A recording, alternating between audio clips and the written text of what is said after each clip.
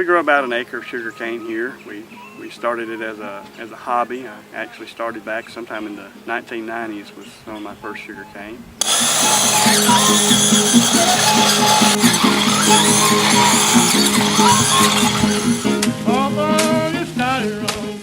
I started collecting varieties. I've collected like peach varieties. I had about 100 varieties of those one time. So collecting is kind of one of my hobbies, I guess. I went from when I was a kid, I did coins. You know, everybody does coins just about. You know, they collect stuff. So it's progressed up to more useful things like sugar cane.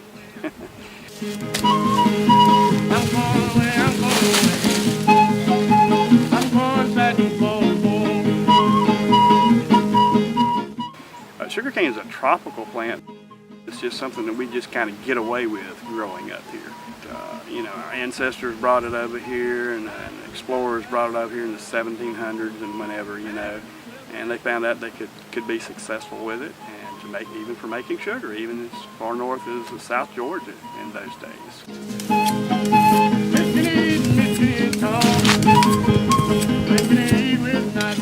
This is Georgia Red. Georgia Red. The other one we're gonna pick is much better for rum production. This one is like a chewing cane. We had a few sort varieties to start with, and then we found where we could get some chewing varieties. And I really like the chewing varieties, and primarily they're called heirlooms because they've been around for so long. Individuals have saved these varieties back from extinction, if you will, and because they had the characteristics of being able to be able to chew them easily because they were soft textured. Most of your commercial varieties, in contrast, are very hard and just about to break your teeth on, you know. This is Georgia Red that they piled up here.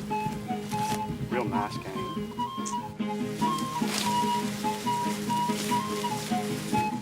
These heirlooms have been selected just for those characteristics of having a very soft fiber that you can chew on. This is home green right here. See, it has a really large barrel. They call this barrel, you know, from there to there. That sort of looks like a barrel. But this is home green. Excellent chewing cane, heirloom. We know it's been around since the 1600s at least. But a lot of people have never seen sugar cane. School kids, you know, they're not exposed to this thing. It's a tradition, really, for us up here.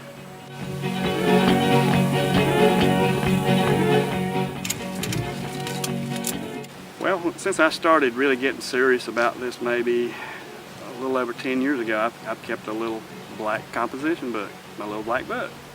And when I would talk to a syrup maker, a cane grower in a particular area or something, I'd write their name and number down, and I've got a list of people from Georgia, most all over Alabama, a few in Mississippi, and a few in Louisiana that I sometimes call them up and talk to them, you know.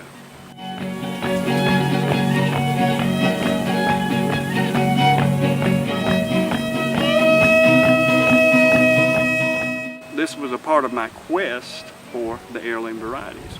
What I found was that a lot of the government collections didn't have heirloom varieties. They weren't interested in heirloom varieties. All they wanted was something that's real high sugar, has the most sugar, so that they can make sugar for the sugar industry. That's where the political dollars were coming from and going to was commercial production of sugar. So the homeowners, they didn't have funds to do much research of that. So as I said, I contacted people all around over periods of time, you know, of several years, of people that grew some, and I've come up with some varieties I've never seen before that you won't find them in a government collection anywhere because they don't have them.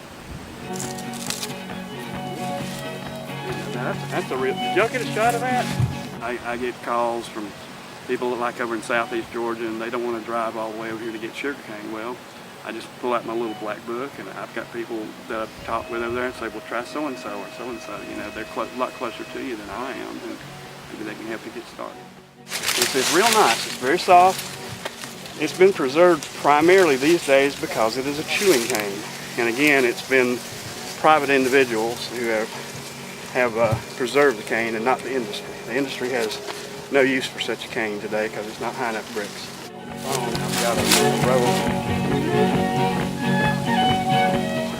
When you've got your industry, your livelihood, your tradition threatened by state regulations, then that makes a difference. And we got people to come together, and so that was kind of a backdoor blessing, I call it. First we're going to get shut down here, looks like, and then hey, we got an organization. We have a network. We've got a list of roster of members with names and numbers, and we can call each other and find out, and we go around and watch other people make syrup.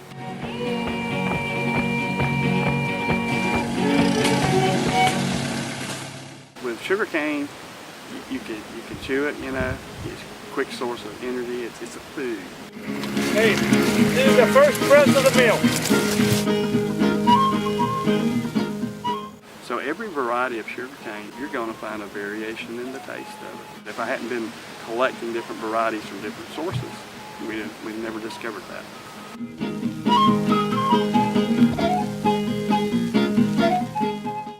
We've got so many converts out there that's tried this, and I believe it's going to live on, you know, and we might all need to grow a little bit of sugar cane to survive. Who knows?